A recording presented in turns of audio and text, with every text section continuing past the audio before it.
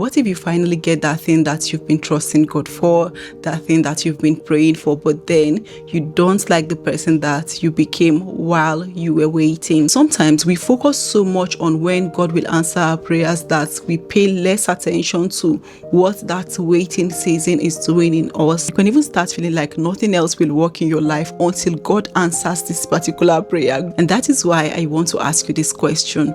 Who are you becoming while you wait on God? Hello everyone, welcome back to the channel. My name is Rejoice, and if you're new here, you're very welcome. If you're a returning subscriber, thank you so much for coming back. So today I want us to talk about waiting, and if you're waiting on God for anything, maybe it could be a spouse, conception, financial breakthrough, and whatever it is, this video is definitely going to apply to you. The waiting season can sound very, very simple when you are not the person that is going through it. When you're waiting for God for something and people know about it, they tend to tell you to wait on God, trust God's timing, God knows what He's doing, God's timing is perfect. And yes, all of those things they are saying are amazing and are true, but I'm sure that you can agree with me that when you've prayed to God for something, you've prayed for months, you've prayed for years, and that thing is not forthcoming, you are not even seeing the sign, it can be really, really hard. Let's tell ourselves the truth. You're clapping for other people when they are sharing their own testimonies. You are genuinely happy for other people,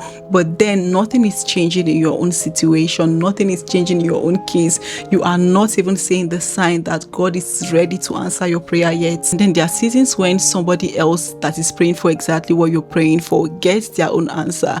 And then if you look deeply, maybe you know the person is not putting as much effort as you are putting to get your own answer from God. The person, let's say if it's a health issue, the person is not even paying attention to their body, what they eat, as much as you're paying attention to yours, yet this other person gets their own answer. And then while you're very happy for this person, you're genuinely happy for them, you still have this small question in your heart.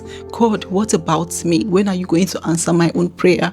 I am doing everything I should do. I am praying, I am fasting, I am trusting you, I am waiting on you in faith. I am not envious of other people that you're answering. But then what about me? When is it going to be for me? When will my own time come? And the truth is that when things becomes this hard and then we start asking God questions, what about me? When will my time come? Did you forget me? Lord, when is it going to be? What am I doing wrong? The truth is that as Christians, sometimes when we're asking God all of these questions, we tend to feel guilty because we already feel that we are asking God this. It means that we don't have faith in God.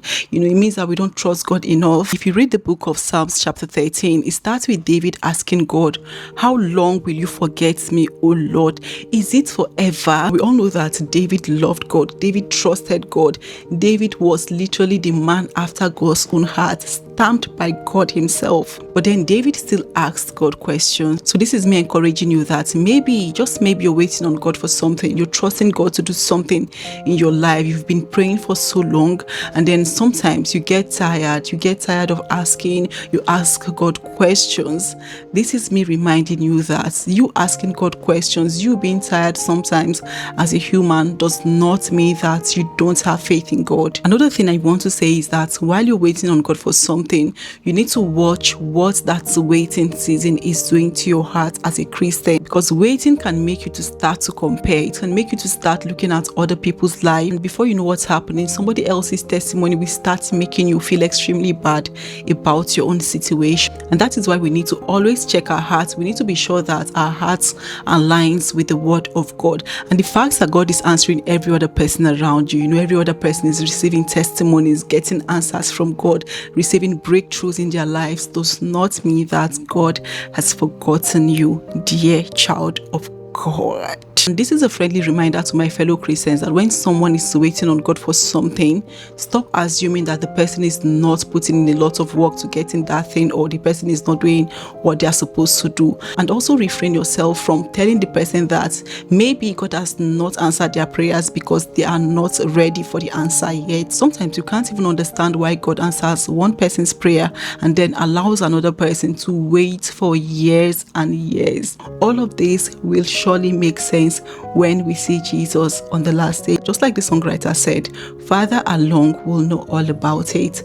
Further along, we will understand why. So dear child of God, don't put your life on hold because you are in your waiting season. Because this life that you are living now is also part of your life. This journey you're going through, both the highs and the lows, is part of your story. And personally, I don't want to look back in 5 years and then realize that I spent 5 good years of my life waiting for my life to begin. And then it makes me to remember David. David was anointed king way before he became the king of Israel. He had the promise of God, but despite that, Saul was chasing him and he was running from one place to the other. He had to wait on God at some point in his own life. He had the opportunity of killing this man that was standing in the way of the promise of God for his life. But then David refused to kill Saul because he wanted to wait for God's promise to come to pass in God's own time. While waiting on God for something, I think it's also very important that we tell the Lord to protect our hearts, protect our faith while we are going through that waiting season. And we should also be careful that one unanswered prayer does not make us to forget